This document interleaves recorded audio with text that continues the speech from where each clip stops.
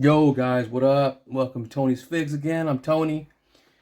Thank you for tuning in again to another episode of the Vietnam Long Range Recon Patrol Team. This one I'm featuring, and I was gonna say I was gonna show Stalker, but I'm gonna save him for later. This is Ramon Escobedo. So Ramon Escobedo. What I use to make him is another simple kit bash for Ramon. It's just the same one you can use for a storm shot for a Tommy Arashikage if you don't want to make him that buff. All he is the head I got, and this is straight off Ronin Doodles.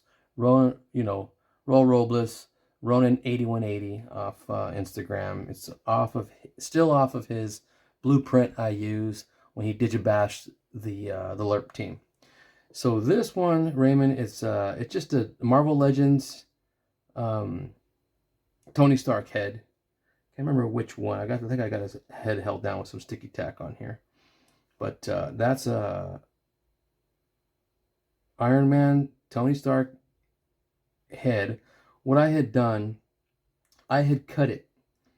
I cut the dome in the middle, and then this is the little headpiece bandana for I think it's the Viper Island, not Viper Island.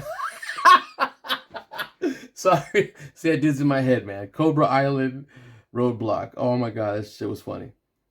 Cobra Island Roadblock. That's on his head. I cut his head too and just glued it on so it looks like Raymond has a bandana. Oh my god, comedy. So then that's what I did for him. So again, it's a Cobra Island Roadblock. Uh, it's like a chef's little hat instead of a bandana, but it works.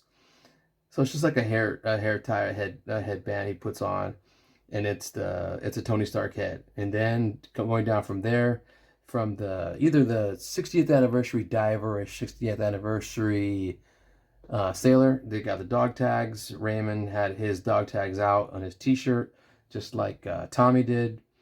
And this is Grunt. This is Grunt's shoulders, Grunt's torso, and Lieutenant Falcon's arms. So you can make a T-shirt out of it or make rolled up sleeves. That's as close as I could get. It works for me. And he has Outbacks, another one of Outback's web gear. Works well. Pockets here in the front, straps up and down. I cannot remember for the life of me where I got this little grenade, but Raymond had one up here. He did have a knife up here, but I never put one.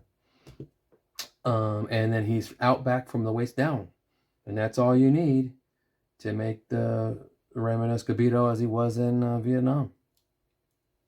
That's what he looked like. That's what he wore on the LRRP team out there on Recon Patrol. That's him. For his accessories, I got a Gridiron Alice pack.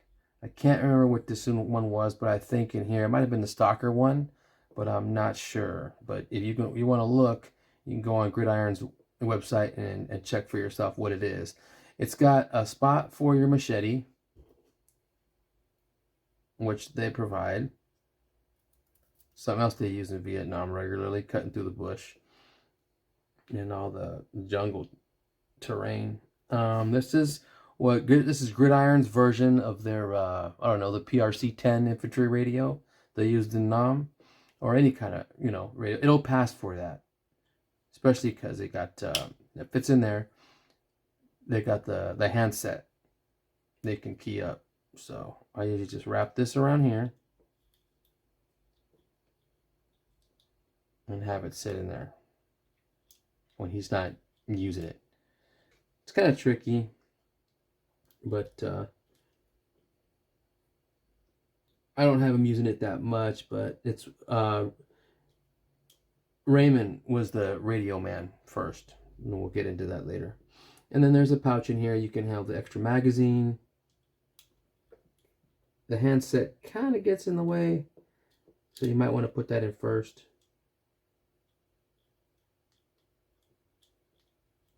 But his magazine sits in there, and then you can wrap this around to secure it. That's what I do. Have it down there, or have it snug. That's basically it. He still has the back peg. So, and then what I do is the antenna. This antenna is the one that's supposed to come with the Ranger loadout, the Stalker's loadout from Gridiron. And the radio antenna fits right in there, and it hangs over the front of them. This is for like a grenade launcher. I think was supposed to go in here, but I don't have one in there. Then you stick it on Raymond. Go through his web gear, go in his back, stays on pretty cool.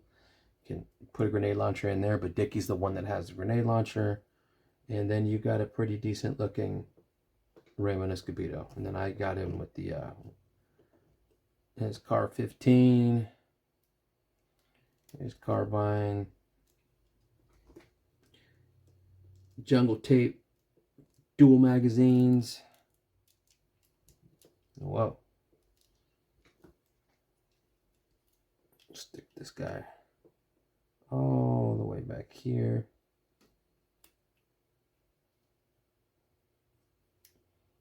And just so you can make it, usually you could stow it away so it's not dangling anywhere. But you can put it in there as well. Big deal. So there he is.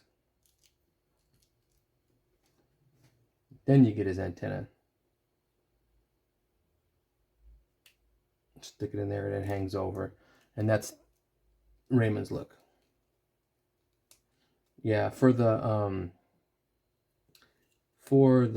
Tommy, for Storm Shadow, I used Rock and Roll torso and Outback's arms, because that's all I had at the time. But then I got another Grunt, and that makes Raymond. So you can also do the same recipe using Grunt, Lieutenant Falcon's arms, for Tommy if you don't want him looking as buff as I do.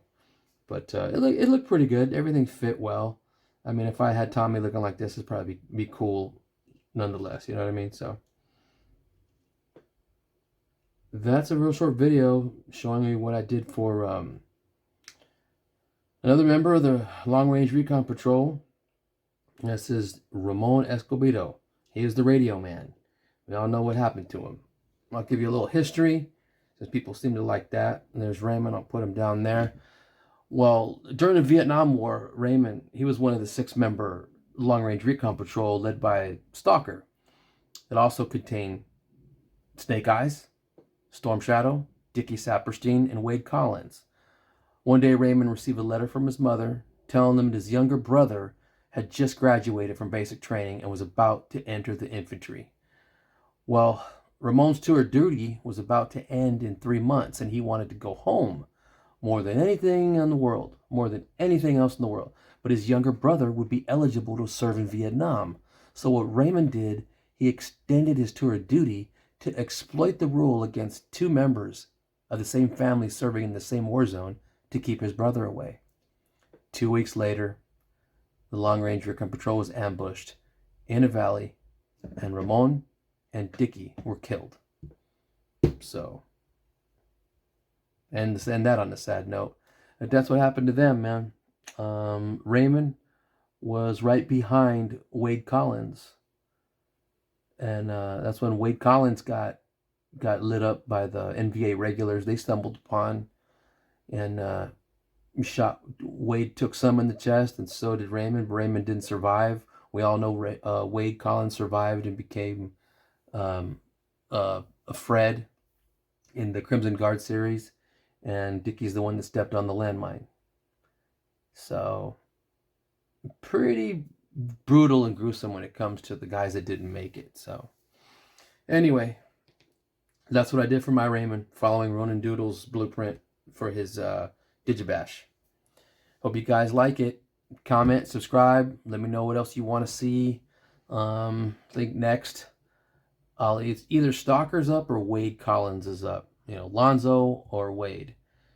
So I'll film them all right now, and then just space them out like I did the first 3. And then at the end, I think I'll read up on some more history, what they went through and what happened to them, and also touch on a little bit of what Wade Collins' adopted son Sean wanted to ask his dad about joining the army or joining the military. So don't forget to like, comment, subscribe, reach out with any questions you might have. I'd be happy to answer them. I try to answer them all. I'll talk to you guys later. Thank you for all the support, and hang on for the next one. Thanks.